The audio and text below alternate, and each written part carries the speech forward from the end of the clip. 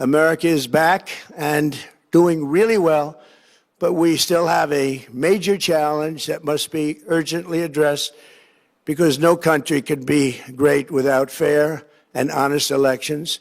You have to trust your country because if there can be no trust, there can be no greatness. And that's very simple. No trust, no greatness. For many years, I've called for bold, swift, and decisive action to protect the integrity of America's elections. Every American deserves to know that when they cast their vote, that vote will be counted accurately in a system, and that is to make that system secure, one where cheating and interference are not just difficult, but virtually impossible. Unfortunately, the system we have today falls catastrophically short of that standard.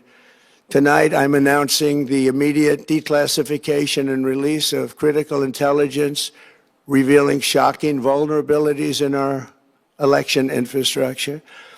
This evidence shows that the election system we have dangerously exposes and really exposes like levels never thought possible to hacking, exploitation, and foreign interference.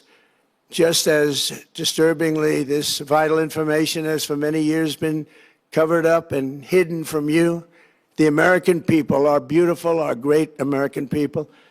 But that all changes right now.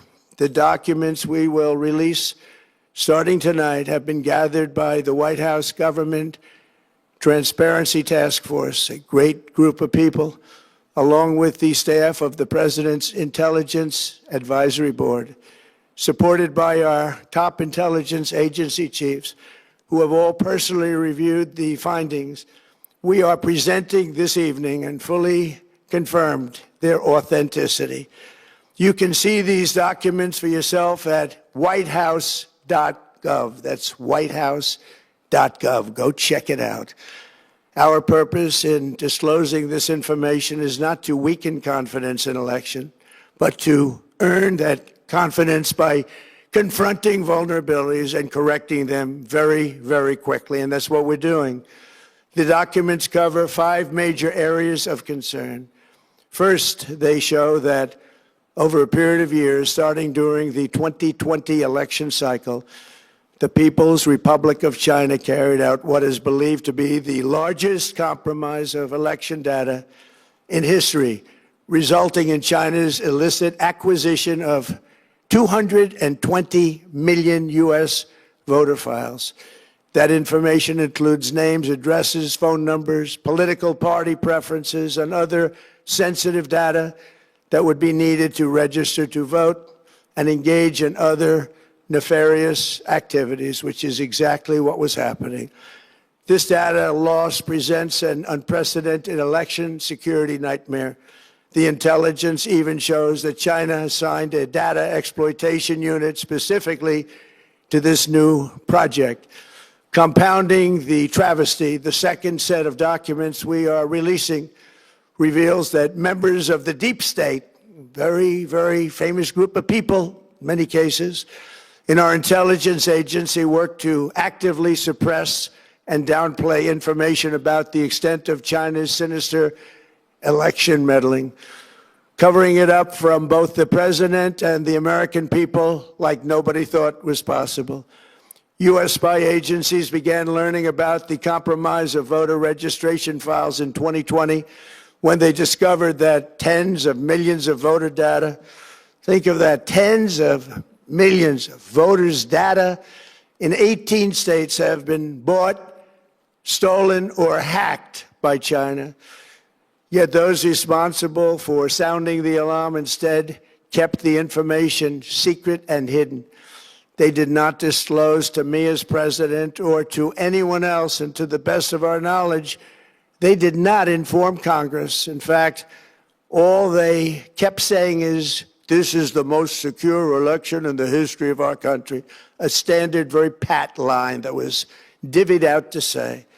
The cover-up of this colossal security breach is even more disturbing in light of the additional information showing that China engaged in other election-related activities to undermine my first administration and our 2020 campaign.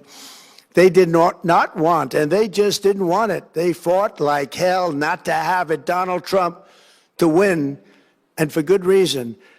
As the documents we are releasing show, CIA reporting explicitly stated, and I quote, in mid-2018, the Chinese Communist Party's policy was to leverage all domestic and foreign elements that were opposed to the U.S. president in an effort to reduce the U.S. president's votes and make him resign or prevent his re-election. Isn't that nice? Also, in mid-2018, China was working to influence the results of the U.S. midterm elections and later the results of the 2020 presidential election itself. Separately, in mid-2019, the Chinese government's strategy against the United States was focused on undermining domestic confidence in the U.S. president. They wanted to just make you sound like your president wasn't so hot, when actually your president has done a great job, and they did everything possible to do exactly that. Going on, this document says, and this is by the CIA, the strategy included efforts to use Chinese contacts with big U.S. companies to influence U.S. business leaders to turn against the President of the United States of America. The Chinese government sought to identify U.S. journalists who had reported negatively on the U.S. president and pay them large sums of money to write more negative articles about him, as many as they could, and they didn't care what they said. The Chinese government wanted U.S. president to lose the next election, and the reason they wanted me to lose is because they knew I was wise to them, charged them billions and billions of dollars worth of tariffs, and built the strongest military anywhere in the world. We have the strongest military anywhere in the world.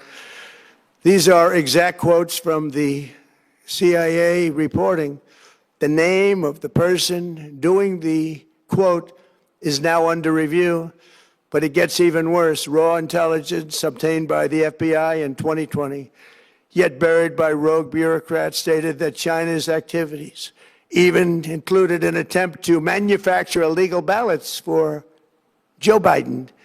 Documents show that during this period, dozens of significant CIA and NSA reports about China's election targeting were kept out of the presidential briefing. These were briefings I would get almost every day. Everything was kept out that was of importance. One email among intelligence analysts admitted that they had, quote, deliberately massaged the presidential daily briefing to withhold information regarding Chinese activities related to the election. Another official inside the FBI wrote that she was running, quote, a shadow government, unquote, to keep intelligence about China's election meddling from becoming known and to keep it away from the honorable press. Other officials who witnessed such efforts perceived the motivations to be blatantly political. Recently, we found significant numbers of burn bags in formation, and this is a group of bags that were used to destroy information given by President Barack Hussein Obama to be burned. It was supposed to be burned. These bags were supposed to be at a different level by different people, incinerated and checked, but it never happened. Maybe we got lucky. We believe this was not done on purpose, but rather through gross incompetence of the people that were supposed to burn the bags. But the findings are stunning. Today, I'm asking the Office of the Director of National Intelligence, the Department of Justice, the FBI, and the CIA to investigate how and why such crucial information was hidden, to fire those involved in the cover-up, and to file criminal charges, if appropriate, against these people. Yet concealing China's meddling was only the beginning. The third set of documents we are releasing proves that for many years, Americans were blatantly lied to about the security of our election infrastructure, including electronic voting machines and ballot counting systems. Dishonest, almost all. They're vulnerable and they're easily compromised, and people within our government knew that. Tonight, we're publishing a series of previously classified U.S. intelligence community assessments and other reports proving that our government has long known these machines are extremely exposed to attack. As one assessment states, we judge that the United States adversaries, including at a minimum Russia, China, Iran, North Korea, as well as non-state groups, have the capability to compromise U.S. election infrastructure. That's unquote, but that's some statement, isn't it? Made by supposedly great patriots of our country. The document goes on to further state that, quote, we assess that centralized election-related data repositories, such as voter registration databases, poll books, and other official election websites, are most vulnerable to exploitation, and adversaries could use this access to these systems to disrupt election processes within the United States of America. Tonight, we're releasing all of those findings, and spanning from January 2020 to June 2026. This is a cyber threat aimed at the very heart of our democracy. Many people have questioned whether it could actually be possible to electronically manipulate vote totals or change election results on these terrible machines. Today, we are releasing documents that show the CIA obtained reporting of a specific plot to do a big number in favor of the corrupt Maduro regime in Venezuela. And that's exactly what happened, conspiring to digitally rig their own country's elections in 2020, and that's what they did. This reporting included precise details about methods to regime develop to digitally alter vote totals in ways that could not be detected even with an audit, no matter how deep they went. This intelligence underscores why we must take urgent action to ensure that our own system can never, ever be hacked or compromised like it was in the past. The fourth set of documents reveals that even when significant evidence of fraud has been detected, it has been buried and covered up. Among the disclosures tonight are FBI files detailing evidence of alleged fraud by a large-scale voter registration operation in Michigan. In 2020, Michigan State Police raided a Democrat Get Out the Vote organization, corrupt group in Muskegon. And we're so concerned by what they found. They were just so concerned, they couldn't believe it, actually, that they contacted the FBI in Detroit. The documents state that some canvassers admitted to FBI agents that they signed voter registration forms in other people's names, submitted fraudulent registration for people who did not exist, and received gift cards tied to their number of applications that they produced. In other words, it was pay, play, and cheat. The FBI agents working on the case believe that crimes were committed, yet the Biden Department of Justice slow-walked the investigation and killed it. Tonight, I'm asking the FBI director to ensure that the matter is fully investigated and to work with the Department of Justice to prosecute those responsible for any crimes. Finally, to reveal just how vulnerable our elections continue to be, we are releasing the results of a stunning investigation by the Department of Homeland Security. According to the DHS review, state voter rolls and public records, they identified approximately 278,000 non-citizens who are registered to vote in federal elections. Since Democrat states refuse to share their voter files, the real number is actually much higher than that. Yet, even this limited analysis found more than 250,000 foreigners illegally registered to vote. Put together, these disclosures reveal an election system so broken and so vulnerable that no one can possibly defend it. It is not defensible. Hundreds of millions of U.S. voter files are in the hands of foreign governments. Our machines and ballot counting systems are exposed to hacking, and manipulation and corruption. China and other countries have been trying to meddle in our elections. Evidence of fraud has been buried. Hundreds of thousands of non-citizens and dead people are listed and active on the voter rolls, and yet we still have elections with no voter ID, no proof of citizenship, and tens of millions of ballots floating aimlessly through the mail. As one example of the insanity, California's recent election for mayor of LA and governor was held on June 2nd, a long time ago, but it was just completed a few days ago on July 10th. Think of that, much more than 1 month. Took a month to count the votes. I wonder what they were doing. This is worse than any third world country. There's no third world country that has elections like we have. In a rare move, NBC and ABC Fake News have both said that they would not cover this speech. They knew what it was about because of the fact that they don't like the topic, because they know how corrupt our system is and they don't want to reveal it. They and others in the media are part of a plot.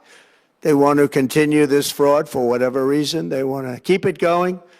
They want to protect the radical left. They can't have a great country, and that's true. You can't have a great country without free and fair elections. Fraud like this should mean a revocation of their licenses. They use our public multi-billion-dollar in value airways for absolutely no money. They pay nothing. All we want is honesty in our elections and honesty in reporting. They pay nothing for multi-billion-dollar assets. Great damage has been done to our country. Our elections were left vulnerable to being rigged and stolen, and the trust of the American people was lost. This cannot be allowed to continue. Every American, whether you're a Republican, Democrat, Independent, or otherwise, should be able to agree that we deserve the most secure, honest, and fair election system anywhere in the world. Secure elections should be a partisan, we should be together, Democrats, Republicans, Independents, everybody, and it should not be a partisan issue. It should cause to unite us, not to divide us. This should be a cause. We should be united, not divided. In light of the brand new and irrefutable information I have revealed tonight, my administration is in the process of notifying the states whose election data was compromised by the People's Republic of China and many others. We will be working closely to mitigate any harm, and we're taking swift action to ensure that sensitive voter data is better protected so we can never be bought, we can never be hacked, and we can never watch a stolen election again. Tomorrow, the Secretary of Homeland Security will hold a briefing to outline his department's recent work confirming cyber vulnerabilities in our electronic voting systems. They are bad. We're in the process of informing governors, senators, and members of Congress of potential issues in their states. If you look at voting today, it's in such bad shape in so many states, and we are committing to fix it.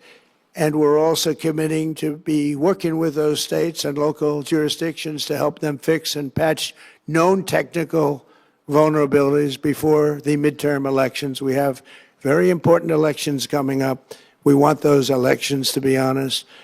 I've also ordered DHS to notify every state about non-citizens on their voter rolls and direct them to remove all ineligible voters from the lists immediately.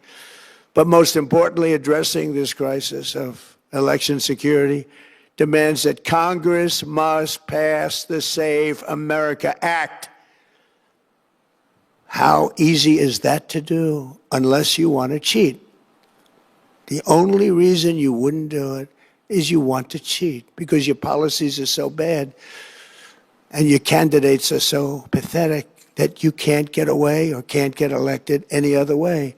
This landmark bill requires that all voters must show photo voter ID. How simple is that? Could I have your photo, please? Photo voter ID. All voters must provide proof of citizenship. Are you a citizen of our country, please? And hopefully there will be no corrupt mail-in ballots, which if you watched California and so many other places, mail-in ballots are inherently corrupt. So you would have no mail-in ballots except for illness, disability, military deployment, or travel if you're going away on business or vacation. These reforms are urgently needed to stop the vulnerabilities that I've mentioned. To all Americans, I ask you to pick up your phone tomorrow, call your representatives in the House and Senate, and demand that they pass the Save America Act without delay. Together we will restore faith and confidence in our country, and we will be bigger, better, and stronger than ever before. Thank you. God bless you. God bless our great military. And God bless America. Thank you very much.